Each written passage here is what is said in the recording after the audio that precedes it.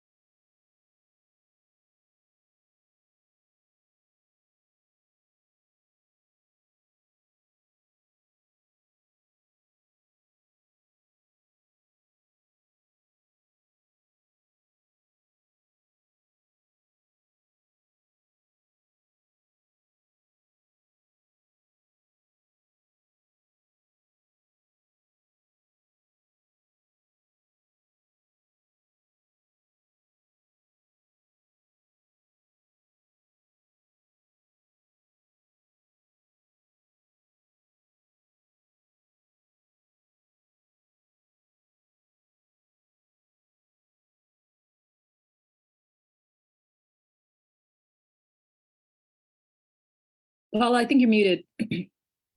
Thank you, Tara. So we're going to go ahead and get started. I see more people are trickling in. But welcome to the January 2023 CAG meeting. I hope your year is off to a good start.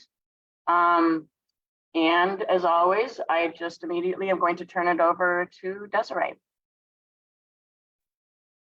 Thank you, Paula and Tara. Let me get my screen shared.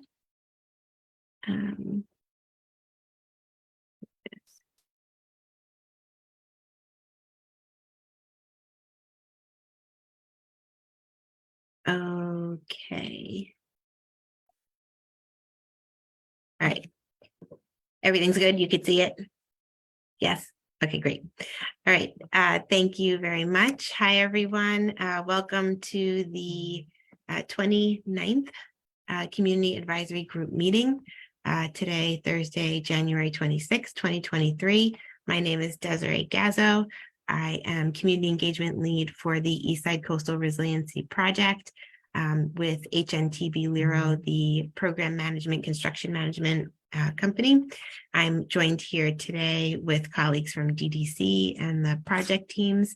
to present an update for the Eastside Coastal Resiliency Project. And I apologize, I'm a little stuffy, so bear with me. My voice was also going in and out before. So the project area overview for this presentation will cover project area 1, project area 2, and parallel conveyance, which again is just in the beginnings of that project. We will cover a number of topic areas today, from construction progress to community programming. And then of course we'll do questions. We're also going to have a hiring compliance update. So I think we'll do the hiring compliance update first, and then do questions on that. And then we'll scoot into the rest of the program. So I believe Trang from Bowie Studios is on, and we'll begin with the project area 1 and 2 hiring summary. Trang, are you on? Yep, I'm here. Thank you. Great. Hi, everyone. So as promised from the last time we met, we have PA1 numbers now to include along with PA2. Since it's a very large team, their data is as of November, but everything else for the PMCM and the PA2 contractors are through December of last year. So just an overview of where the PMCM staff is. We have a total of 35 new hires, and the total staff working on the program is at 142. And again, the reminder why the numbers are what they are is because we have the teams came in with their existing staff. So there were limited numbers of new hires as we moved along on the project.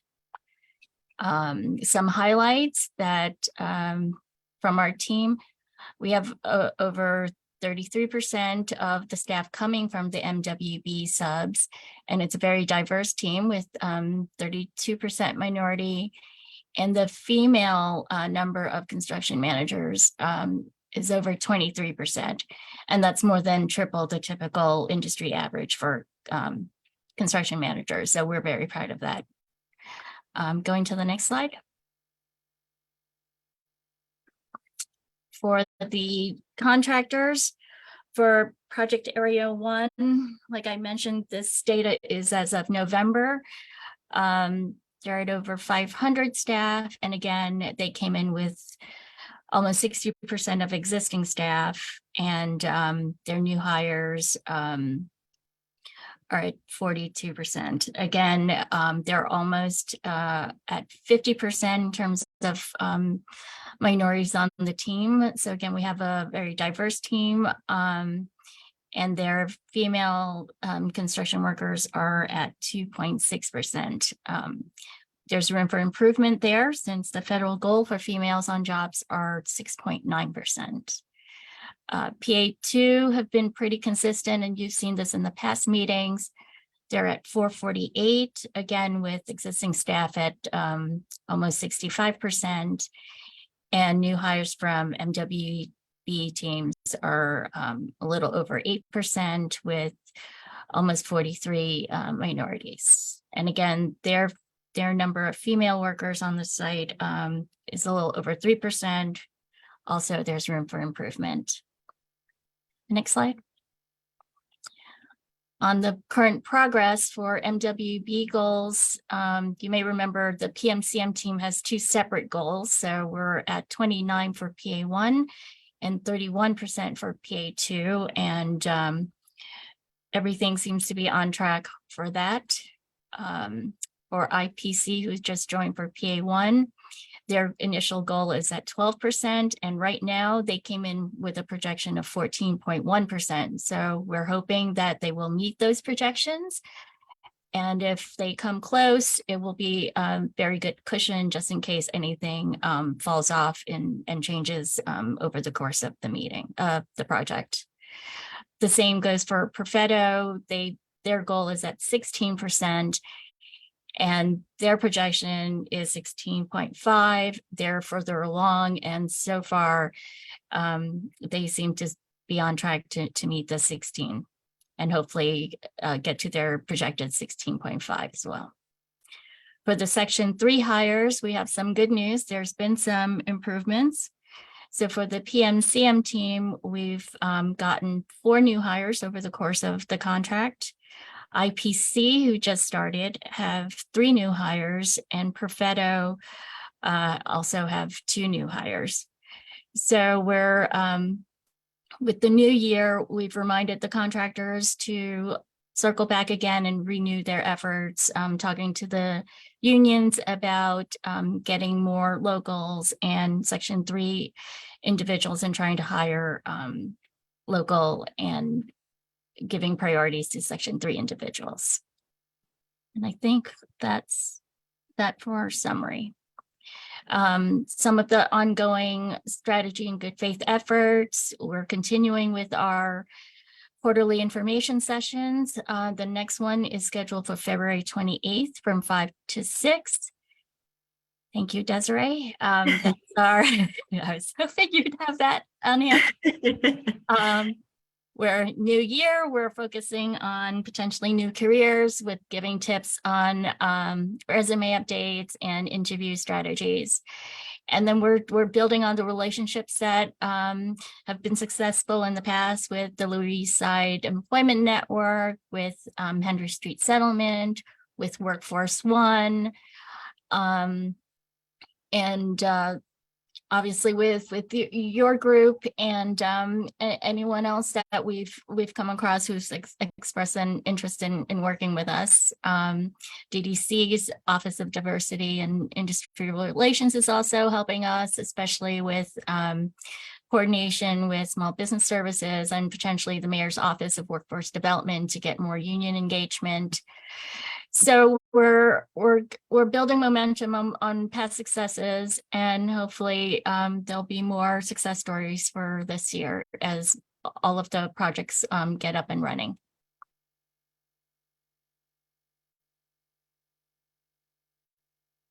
Great, thank you, Chang.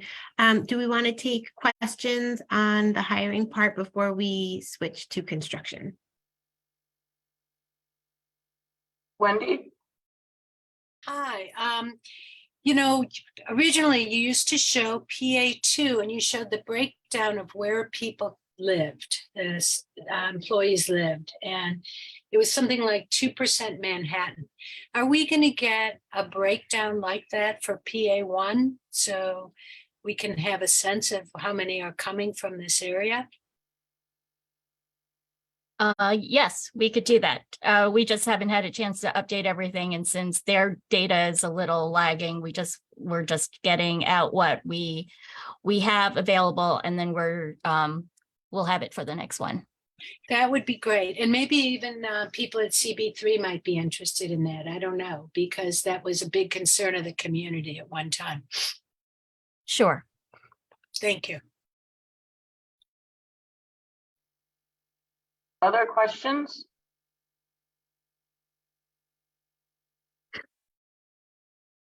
Okay, I think we can move on, Desiree. Okay, great. Thanks, everyone. Thank you, Trang and team. So for construction progress and approach, again, we'll go over project area 2, project area 1, and parallel conveyance. And I did include a link to the CB3 presentation as well. Again, we hope that everybody would attend the CB3 meeting and watch the updates there. And then we kind of build off of that again as to not duplicate information. So for the project area overview, nothing has changed since that meeting. We're moving forward on all 3 projects. The PA1 and PA2, you know, specifically moving forward with construction, as stated there. And we'll talk about, let's see, updates in one of the following slides. For PA2 construction progress, the next big opening will be the north portion of Sky Cove Park, and we'll talk about that in the next slide. But otherwise, construction is moving forward in these areas. And again, Astor Levy Playground is open already. So for construction progress, again, Sky Cove Park is under construction. the area 1, which is north of 20th Street here. That is anticipated to open again early this year. So we are just buttoning up the last bit of site amenities there that need to be closed up. And then area 2 is scheduled to reopen in early 2024. So they are working through the flood wall construction in those areas. For the current Greenway access, everybody is, I think, familiar with that. North of East 20th Street, the Greenway has opened there. And then the Greenway is still open between PA2 and PA1 in that Con Ed pinch point area. We do have news now on when the upcoming Greenway access will change. So this is the map that we have been presenting at the past few meetings, in saying that, there would come a time early this year when we need to start, or the contractor needs to start working on the southern portion of Stuyvesant Cove Park, right by where kind of the Greenway, heads down close to the FDR Drive. And then that area between PA1 and PA2 would need to close. So the contractor does need to move into that area to start the gate work there. So the week of February 6th, potentially the latter part of the week, that closure will take place. So the advisory is set to go out later today, or we'll send it tomorrow with the rest of the advisories, and that access will need to close there, and it as it has in the map here. Again, that will be right here. So you will be able to exit at East 20th Street. There will still be ferry access here. So there will still be ferry access that will shift a little bit during construction, but there will still be ferry access there. And then the bicyclists will and should follow the bicycle detour. The Greenway from East 20th Street North will remain open. And then the small portion of the Greenway here will remain open, so you could have access at East 10th Street or at East Houston Street. For construction progress for project area 1, again, we are on schedule here and moving forward with all of these operations. The early 2023 construction activities, the new activities, really are the combi wall installation, which we spoke about the last time we met. There's significant utility work that's going on around Montgomery Street and South Street to prepare that area for the beginning of flood wall construction there. So, we have been, again, coordinating on that utility work with Con Ed. And again, that is in preparation for the flood wall construction that it will start this year. The Montgomery and Cherry Street Greenway floodwall activities are ongoing, and the area down at Montgomery Street under the FDR, the parking lot there, that work will start next week. So the southern portion of the project is going to have a lot of activity coming up, and we're looking forward to get that done and completed so we could start to reopen some areas for the Greenway and East River Park. Up in the open part of the area, the ball field number 3 critical sewer bypass work and soil stabilization is ongoing. Again, that will continue for the next 6 weeks or so, and then it will be restored in time for fall season to open. And then there's ongoing East 10th Street utility work, and then again, throughout the project, throughout the length of the project, there will be ongoing partial FDR lane closures. We do try to keep them current in the bulletin, and those, again, happen overnight mostly. Some do happen on weekends. Again, the point of that is to try and close down the roadways when there are the least amount of cars on the road. And those are all coordinated with DOT. So we wanted to spend just a little bit of time on the Delancey Street work. So the sidewalk closure at Delancey Street is ongoing. That's what the first map here is. And we've talked about the detour here. And again, you know, the detour is based off of community input that we had received, as well as the additional signage that we've posted and the advisories. The contractor did work with our construction team, and they put these photo cell lights along the barrier areas. Those were just, they had previously constructed some, and then they weren't working so well. So then they went and they just, I believe it was yesterday, put new lights on. So that area should be a bit more lit. We are looking at, again, the detour in general, and what that, you know, how that affects or how the lighting is there at night. So we will provide more feedback on that either before or by the next meeting. The overnight and weekend closure, it was originally preliminarily scheduled for the overnight of January 28th. So for this weekend, so that will not happen. And the new anticipated date for that is Saturday, February 4th. Again, that will just be an overnight closure, and that will be of this portion of the FDR Drive service road here. So again, once we get closer to that closure, we will have a vehicular detour, but that will not happen this weekend. For an update on the Corlears Hook archaeology, I know there were some questions about that. So again, we are working with an archaeologist that is doing the excavation work, and they are working in coordination with SHPO and LPC and Parks, and the team on their findings. So these are some updated photos, and basically just a little update here. The remains of the sugar refinery and iron foundry have been recorded by the archaeologists.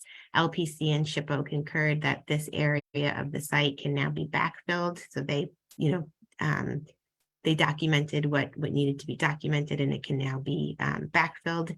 And now the archaeological investigations are focusing on the former yard areas. And these are some of the photos of the cisterns and privy pits that were found by the kind of residents that were there. So those, you know, that work is moving forward. And we are, again, I know we've had several requests to put up a sign. We do want to put up a nice, you know, a nice project sign that has, you know, some photos and some more information on here. We can put up one in the meantime, though, while that's getting processed, though, if that would help folks as well. So there's a little update here. Again, this will be posted onto the website. And again, there is oversight and review by SHPO, LPC, and New York Parks Department. And again, this is an update to the last Corlears of Archaeology that we presented. And we will continue to provide more as the archaeologists continue with the work there. For PC construction progress, this again is essentially the same as the update that we gave at the CB3 presentation.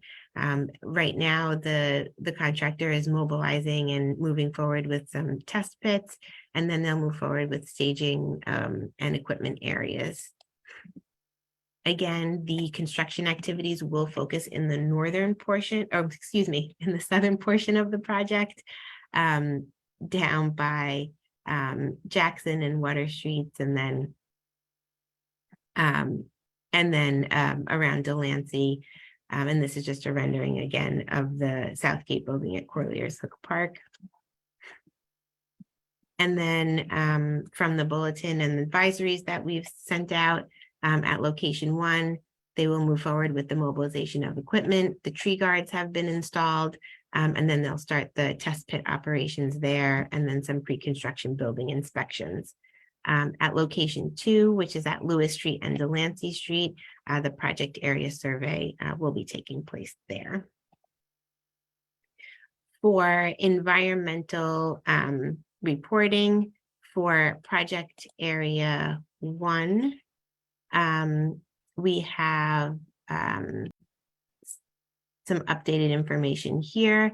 Again, the PM daily value, so that's the 24-hour TWA time weighted average, did not surpass the PEL for the month of December. We did try and put here the locations of where the monitors are. So again, in December, there were just a couple of exceedances, one for 6 minutes and one for 23 minutes, which was vehicular traffic at the FDR on-ramp after construction hours. For PM 10, that was on the 21st for 6 minutes and the 31st for 13 minutes. Again, these are low at the Jackson Street to Williamsburg. There were not any exceedances. From Williamsburg Bridge to the Northern Project limit, there were several due to construction activities where dust suppression techniques were applied, and then that mitigated that alert there. Again, and these were not net exceedances. The ones that have the asterisks were the net exceedances. These were just kind of a single monitor picking that up.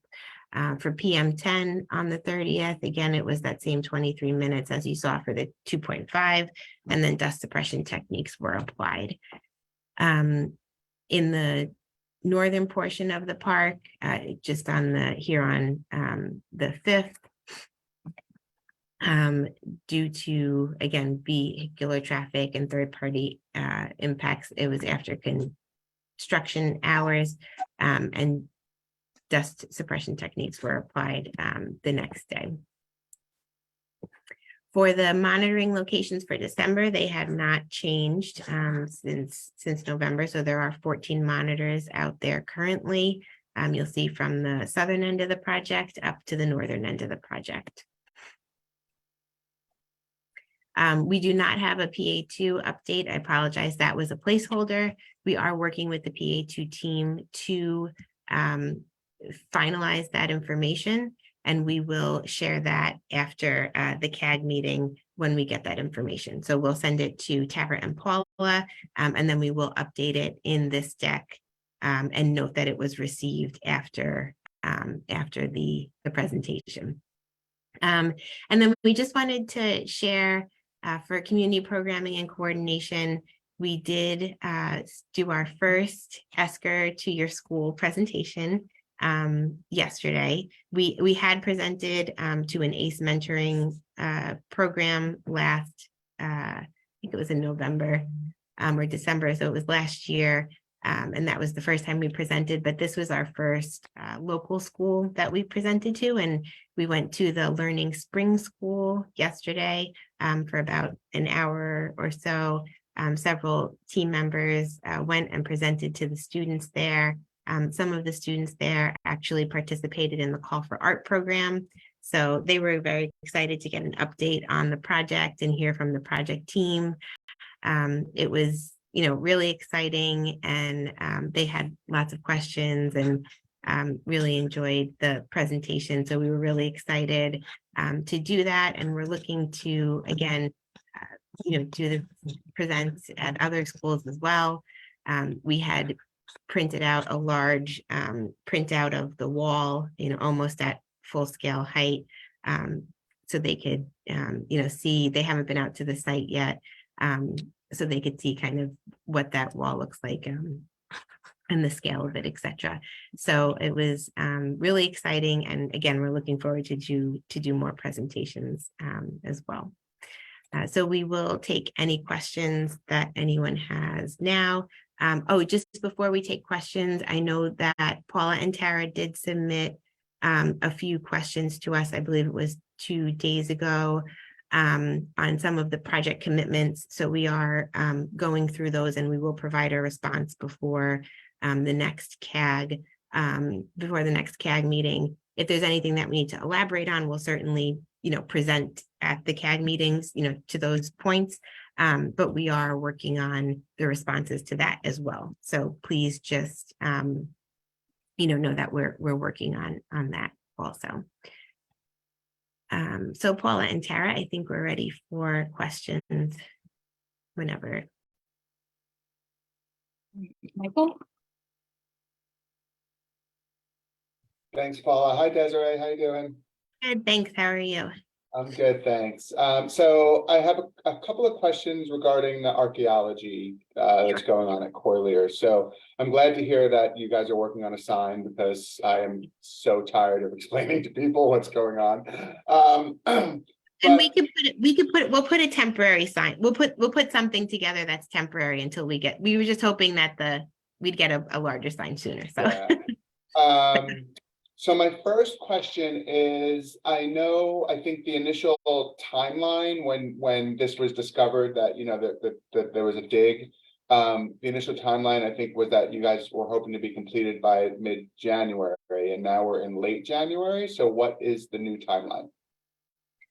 That's a great question. I'll have to get back to you on that. I know that I think they uncovered, more residences than they were expecting. So there is a little bit, more care, or not more residences, but more, elements associated with the residential properties. So I think that is what's taking a little bit more time, but I will have to come back with the update on the timeline for when they think that they will be completed. Okay.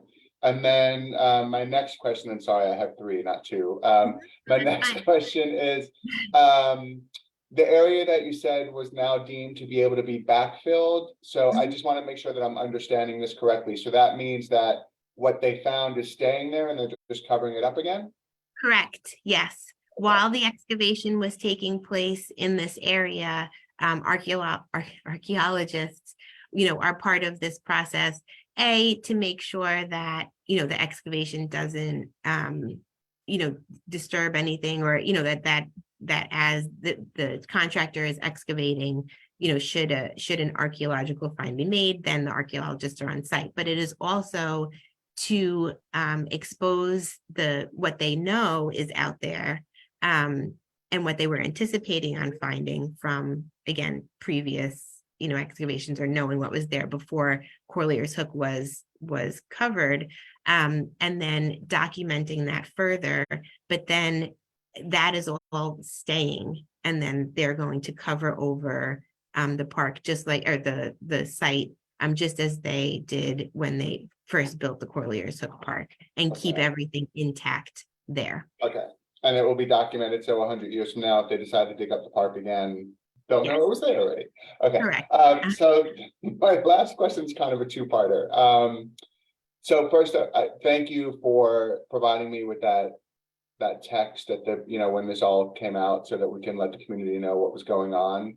But I think that it might be time, if possible, to do another one of those, if that's possible to ask of you, like an updated version of the announcement that we sent out about what was going on at the park related to the dig. And I know that a sign is on its way, but what I'm concerned about is that, because you keep saying nothing of significance is being found, but I keep hearing from residents who are in the park, using the park, who are talking to the people doing the work, that they're being told otherwise.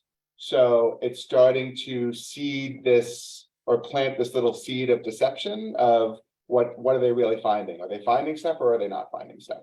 So, and some of that might just be a misunderstanding of the way archaeologists talk and the way, non-archaeologists talk, but I'm just concerned that this might bubble up into something. So if stuff is being found that's of significance, I'd rather that be known now than found out later. Sure. And then did you have another part to that question, or was that the full question? I thought I did, but I think I forgot what it was, so don't worry. Okay. All right, so I'll respond to that. And it did come up, that question did come up at the CB3 meeting, and I did, I think I hit the send button, I think, because then it was asked again in our inquiry tool, and I did clarify that. So this would be a great time to clarify that as well. The original update that we gave, or the original kind of report on what was happening, said nothing of significance. And you're correct. SHPO has guidelines of what, like in archaeology terms, is significant, and there are many different levels of significance. When we put out significant. It was nothing that would cause a red flag or nothing that was of, how do we put it, of kind of significance that we didn't expect to find there. They are the archaeologists, and you could see from the photos, they're finding lots of things out there. And all of that is under review and under testing and under processing. And as they're coordinating with SHPO and LPC, that's, once they figure out what they've found, then that will be, again, communicated in one of these updates that we have.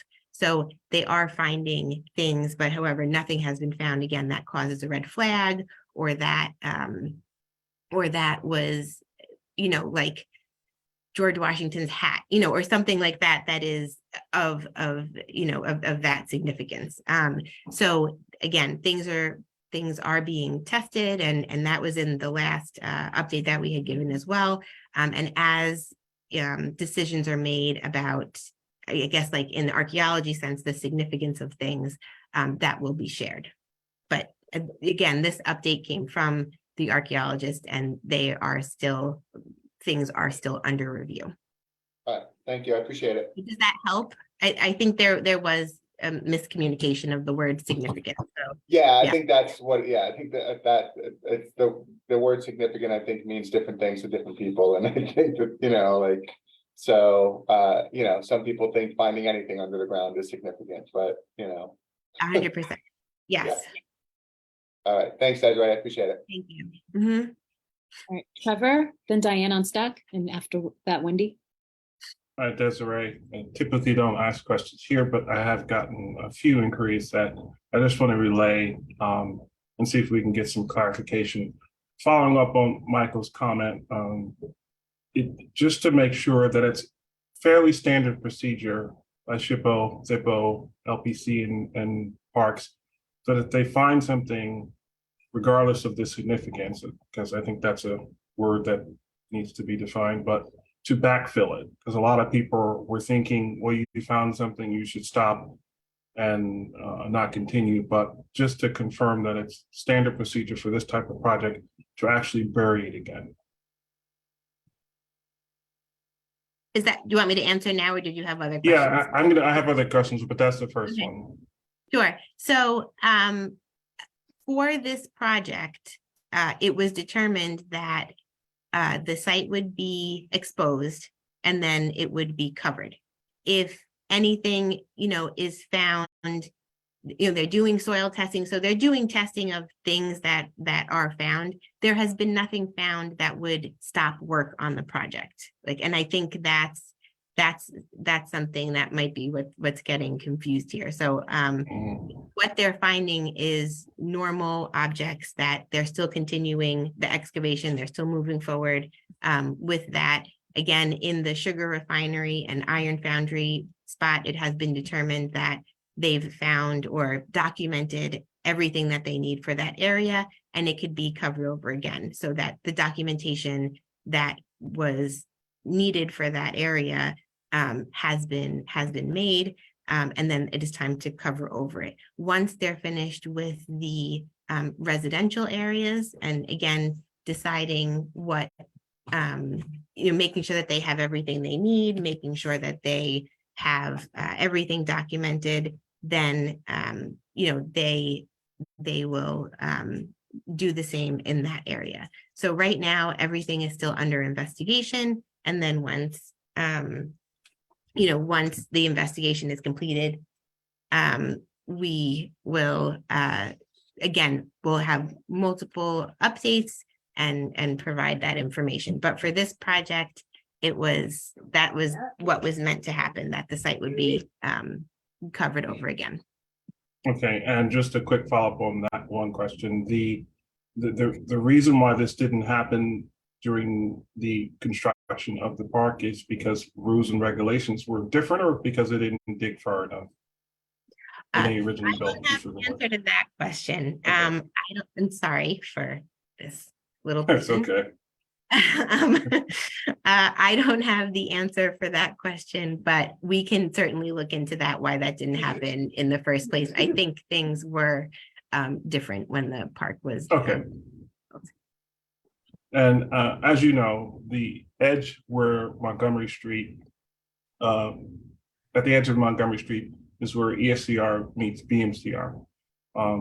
We're seeing a lot of truck traffic and a lot of staging, and it's hard for residents to identify for what project they're staging for. But they're all staging on residential streets and they're all idling. So even if someone calls, they don't know which project it's for.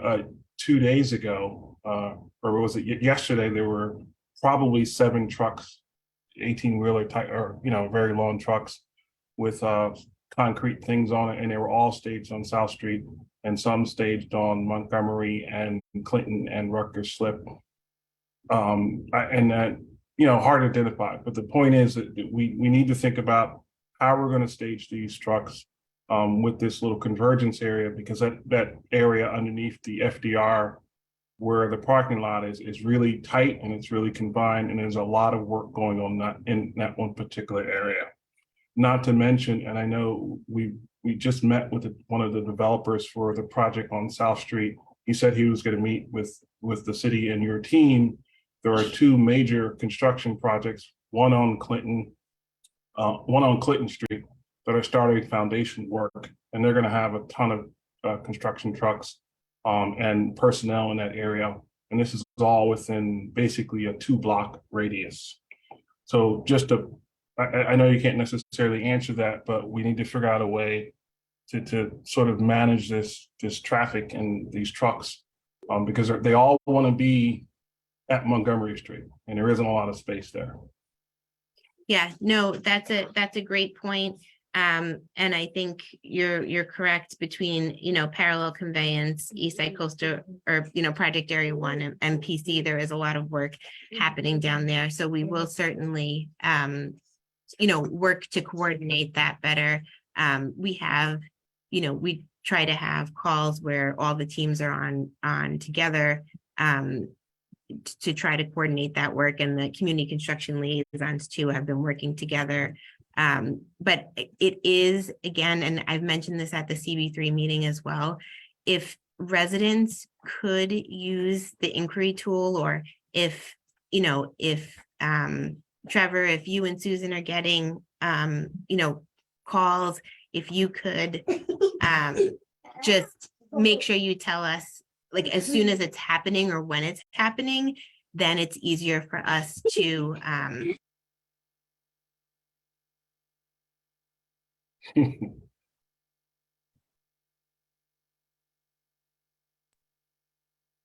apologies. Okay, Desiree. Let them I'm be on really film. sorry. I try to take the calls from work, but today that didn't happen. So we will coordinate that more. But as mentioned, because we've had, besides just the ESCR projects, there are also several other projects that are happening in that area, and up at Delancey Street as well, because we've had complaints there as well. So it is really helpful if there are complaints that they come in, or inquiries that they come in timely, so we can try and pinpoint that a little bit more. Again, there's not construction activities happening with PC and BMCR right now, and it's a lot of, again, just the test pits. So if there are lots of construction trucks lined up, it's potentially not for those projects. So again, like the day of or the day after, if there's questions, then we can really help to pinpoint. We have in the past as well with Pier 42 work as well, that it was that work again, and again, there's lots of projects, so not naming Pier 42 specifically, but now that the East Side Coastal Resiliency Project is using the slip ramps, there's less construction vehicles entering at Montgomery Street. So it is really helpful to get those kind of more timely notifications when there are lots of trucks in the area, because then it would help us, and then we could relay that to the other construction teams as well. Okay, thanks. And maybe offline we talk about some sort of maybe separate meeting just to discuss that, because Pier 42, two major super towers going up, BMCR, parallel convenience, and ESCR all converging on one corner is creating a mess, especially when there's a school there.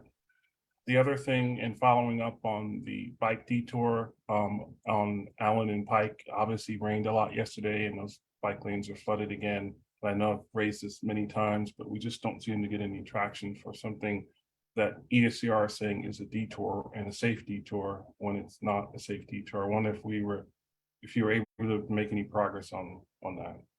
We did relay the message, and unfortunately, I would say progress has not been made. However, the concern has been relayed to this team and to DOT as well, and we're hoping to get a response back on that as soon as we can.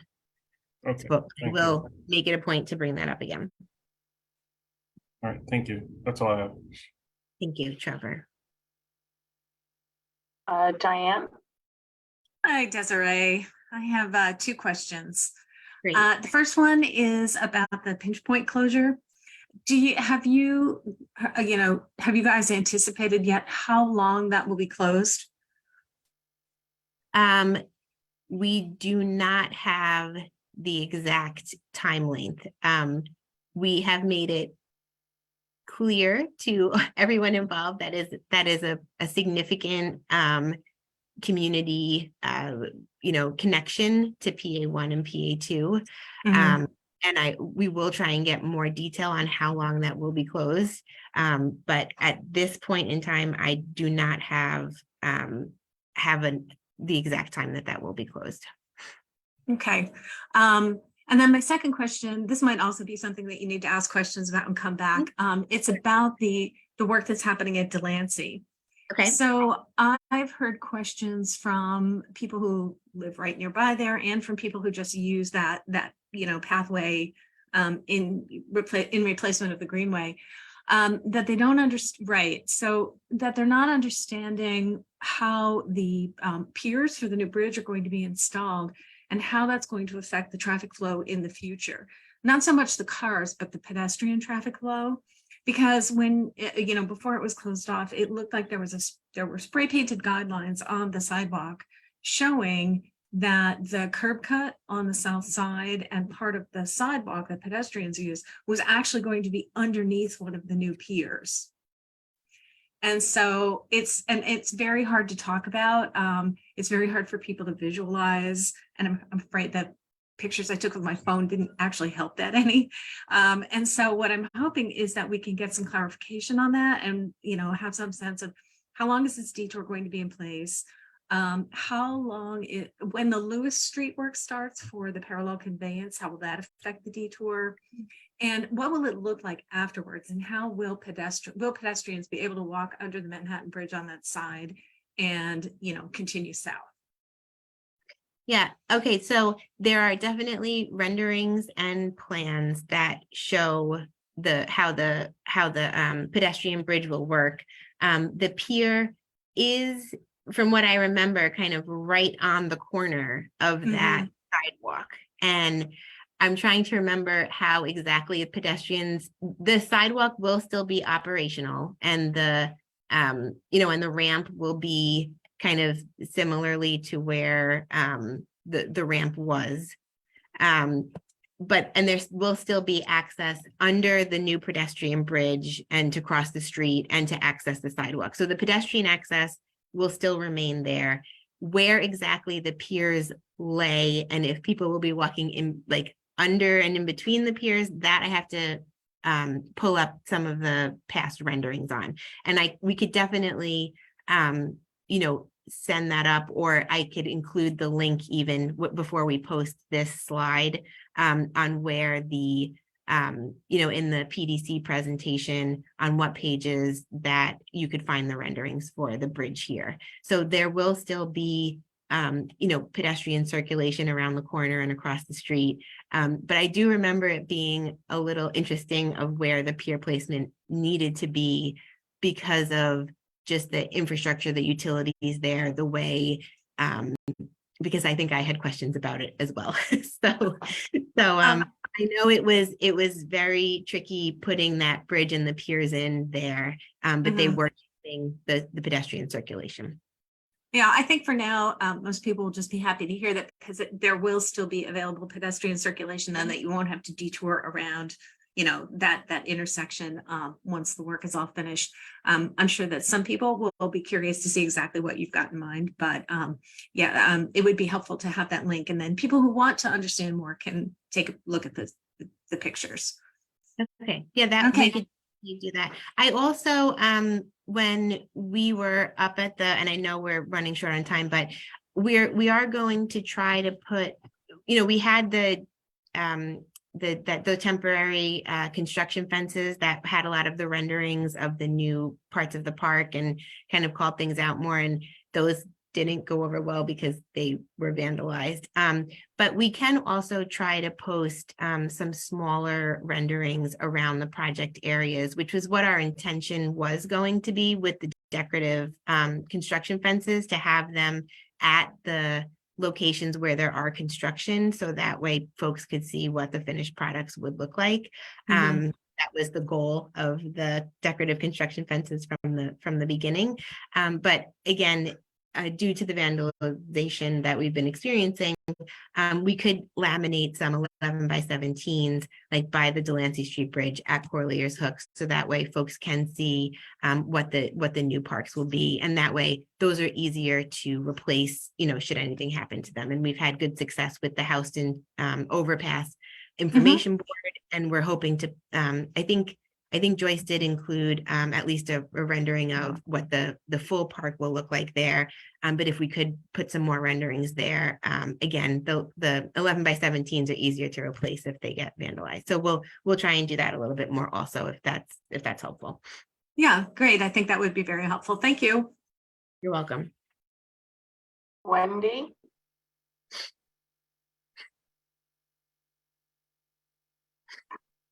Wendy, do you have a question? Yeah, sorry, I clicked No the worries. wrong button here. Just a couple comments and a couple questions. Those bricks in the archaeology site, any chance they can be used in the park when it's done? As pathway or something, permeable pathway? Connect past and present instead of reburying them all? I don't think, I mean, I think that would have to be probably a big change in the contract for it to do that. And I do believe that they would like to keep the archaeological site intact and not take it apart, because that was not the intention of this exercise. It was, again, to kind of preserve this area, you know, and not take it apart. But Wendy, you know, I'll definitely bring that back, but I would imagine that probably isn't going to be what would happen. You very briefly mentioned PC, parallel conveyance, work being done at that south end. How many trees are going to be removed?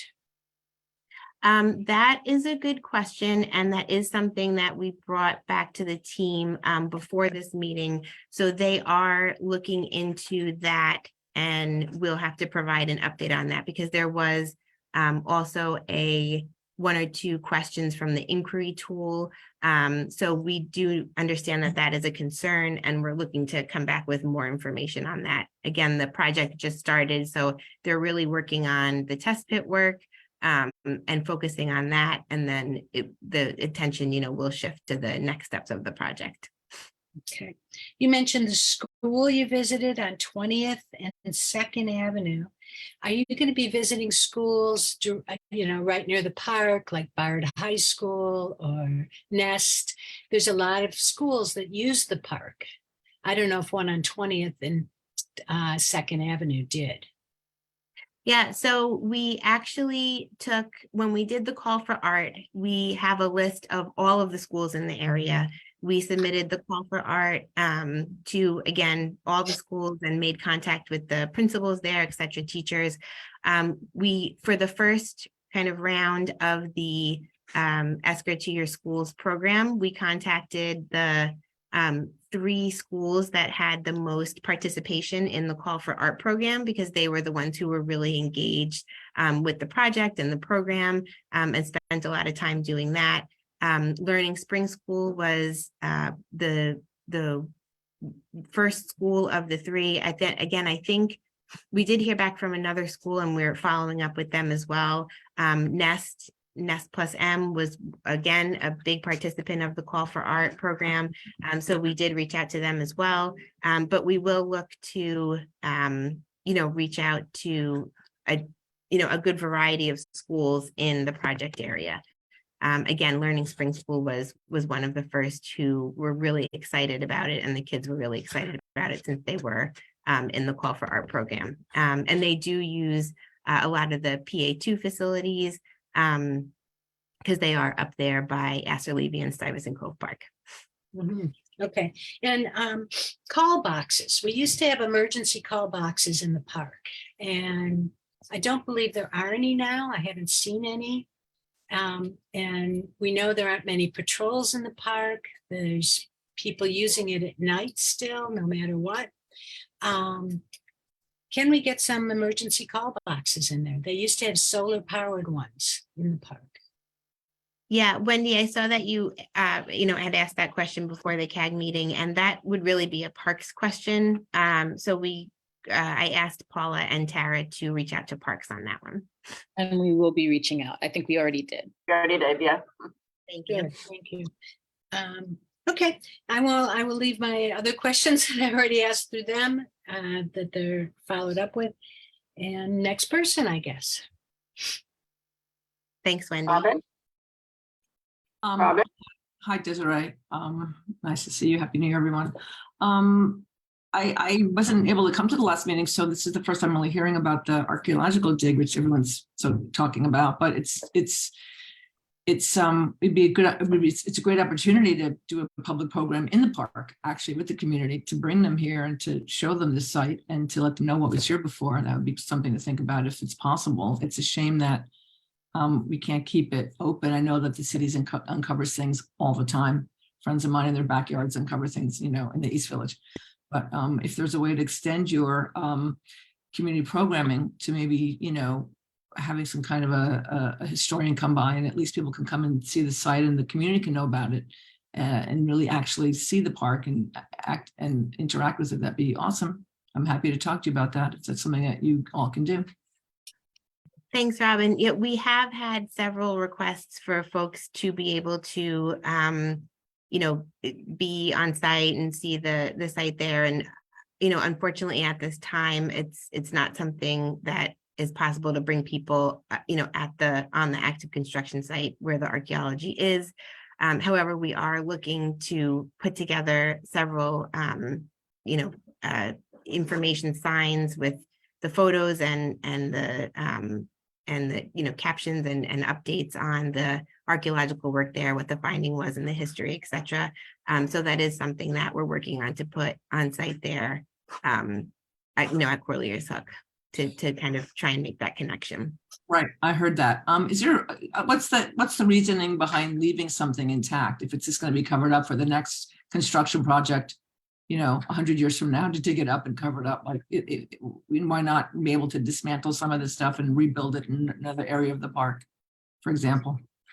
Yeah, that's something that I believe was determined before construction started, what would happen to the site and the things that were found. And that was the determination that was made for this project. I'm sure for different projects, for all projects, it's probably different. But the determination was to keep the information, keep the findings there, and keep them intact for the future, or for preservation. Okay, thanks, Desiree. Thanks. Are there any other questions?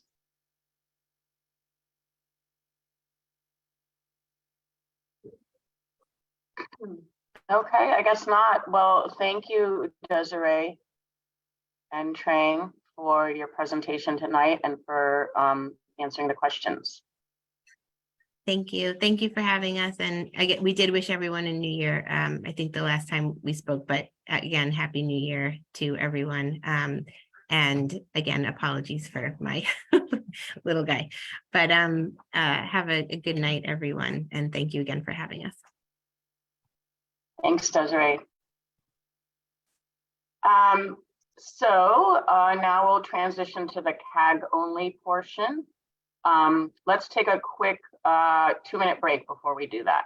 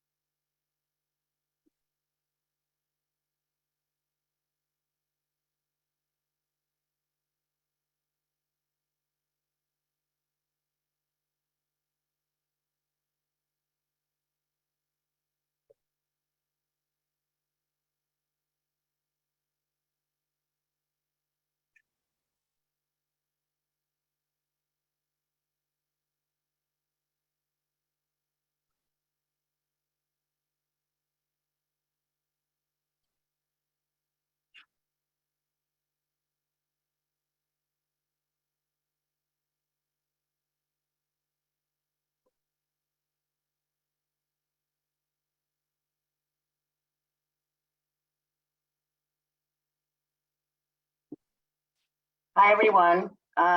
Let's transition, please, to the CAG only portion. We don't have a set agenda, so as we often do, we just want to open it up to see if there are any questions, comments, concerns that you want to address in this forum without the city agencies.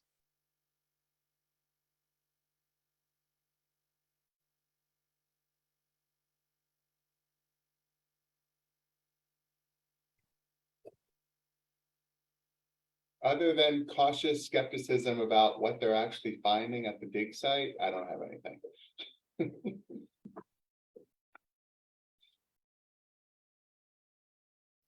I think that before the new year, we had talked about having them specifically address the longer term schedule once we got into 2023, especially because, excuse me, we haven't talked for a long time about the schedule for reopening the parts of the park that are currently under construction. And it's January. I think that originally those were projected to open as early as the summer of 2023. They're still doing construction work. There's no fill in place.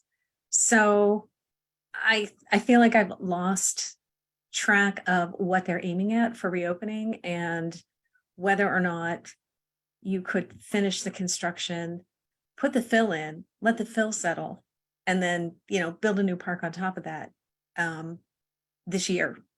So if you guys could, ask them about coming back and talking about that a little bit more, that I think that would be really helpful.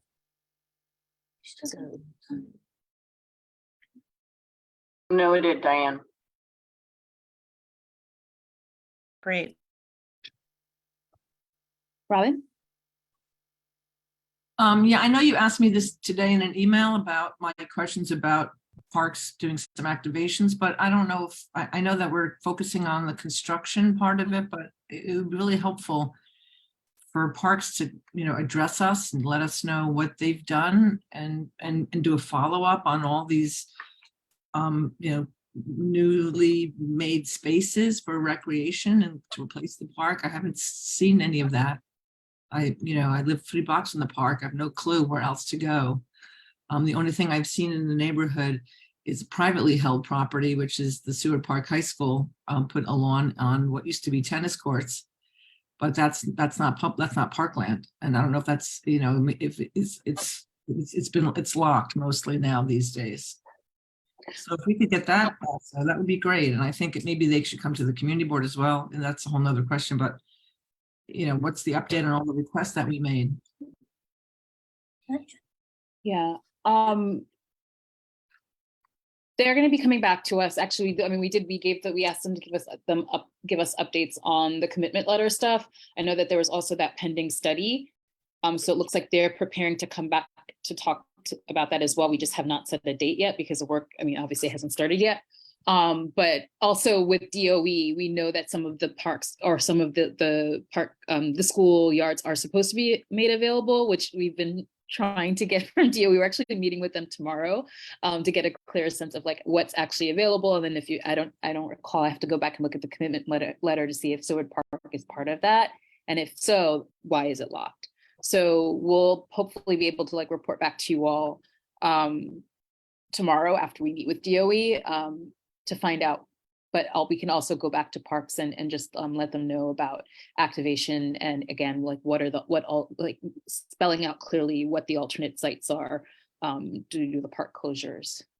Yeah, and somehow marketing that or communicating that to the residents, I think that's okay. Thanks.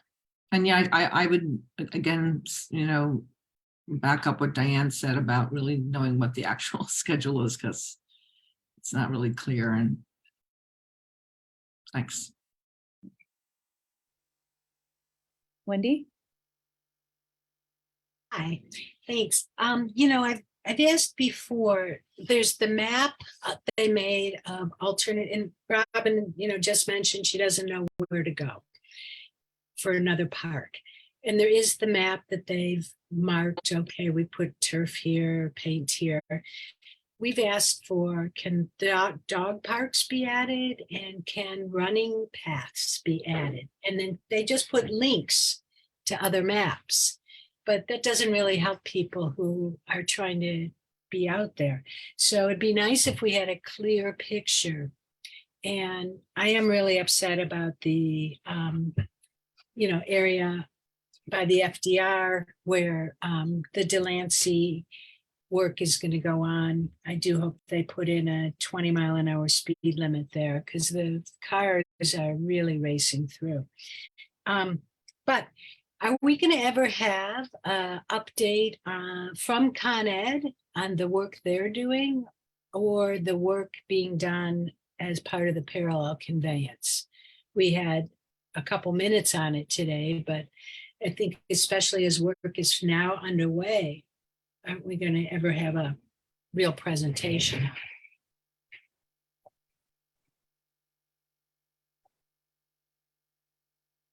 Yes, we can take that back to DDC, Wendy. All right. About a more in-depth PC presentation. Yeah, PC, and so many people had questions on it, and they kept saying there'll be a presentation, there'll be a presentation. Well, work's underway now. There still hasn't been this at CB3 or here. And, it's going to have an impact on people's lives over the next 4 years, if it's along Avenue D especially. And I think people should know about that. The city has put out a new map that's about green infrastructure, and they are calling the artificial turf they put in green infrastructure. Do you know why? I don't know why, but I asked Parks and they confirmed receipt of the question, and hopefully they'll respond to that. I even try to look at the database behind the map, but there's not good metadata explaining what the different categories of green infrastructure are. Right. It's really, and it's not a low cost solution. It may not be as much maintenance day to day, but I was at the dedication of the Lionsgate field in Sarah D. Roosevelt Park. It wasn't very long ago. They're replacing all that turf, and it's millions and millions of dollars for that one field to just replace the turf. So it's not really a money saving thing. We know it's not about safety or health, because many places have actually banned artificial turf because it causes more injuries. I don't understand why we're getting blanketed with it when we could have lawns, and yes, they might take more care right now, but there's got to be more reasons for it, to give us something that's not good for us and not good for the environment.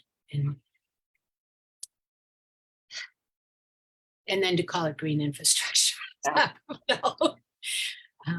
So those are pretty much my questions right now. I just worry about the safety of people and different situations around the park. I don't know if anybody here knows if there's better lighting at 6th Street now. I haven't not noticed at night in the park. Anyone? Status of 6th Street lighting? Okay, well, I also asked Parks if that had been addressed, given, the multiple times you've asked about it. So we'll see what they say. Thank you. Okay. That's it from me, folks. Bye, Michael. Any other questions?